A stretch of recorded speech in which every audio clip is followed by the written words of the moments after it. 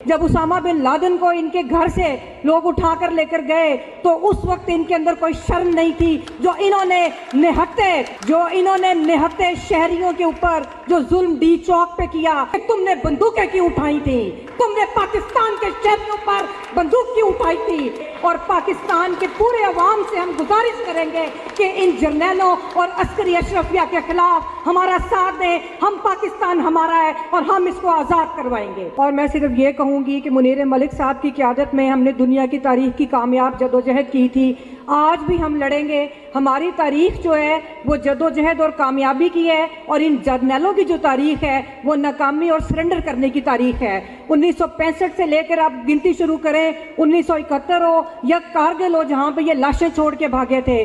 जब Usama bin Laden को इनके घर से लोग उठाकर लेकर गए तो उस वक्त इनके अंदर कोई शर्म नहीं थी। जो इन्होंने निहत्ते शहरियों के ऊपर जो जुल्म डी चौक पे किया, मैं अपने तमाम वकला लीगल फ्रेटर्निटी को मैं एक सिर्फ बात याद दिलाऊंगी कि अगर माजी में हम उन सियासी वर्कर्स के साथ खड़े रहे जिनका ताल्लुक MRD से या किसी और जमात के साथ था, तो आज भी हम लोग डट के खड़े होंगे। अगर कोई PTI का वर्कर है तो हम उसके साथ भी देंगे।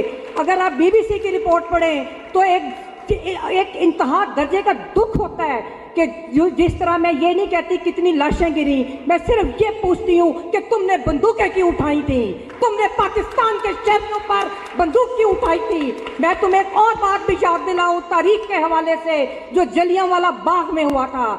जलियांवाला बाग में जनरल डायर ने जिस तरह एक कत्ले आम किया, तुम लोग ये भूल गए हो कि उसके सिर्फ 29 साल के बाद उस जनरल डायर के ऊपर भी गोली चली थी, और वो उसी नफरत का निशाना बना था। हमारे हुक्मरानों को ये सोच लेना चाहिए। और आखिर में मैं सिर्फ एक और बात के साथ कि कार्ल मार्क्स ने कहा था कि you have nothing to lose but change.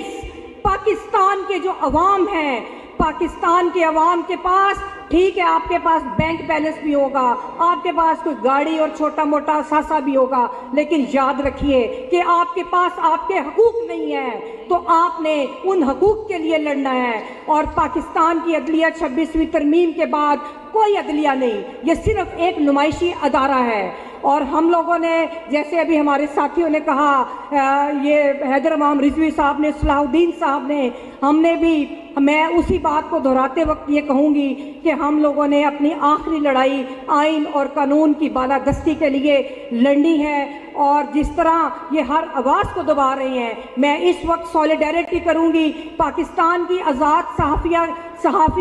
Pakistan की आज़ाद सहाफ़त का नामवर नाम मतीउल्लाह जान के साथ, कि जिसके ऊपर एक मुज़िका केस FIR का तकल्लुफ़ किया गया। ये आज तो ये FIR कर रहे हैं, अगर यही हालात रहे तो FIR भी नहीं होगी, ये वैसे ही उठाएंगे आप लोगों को।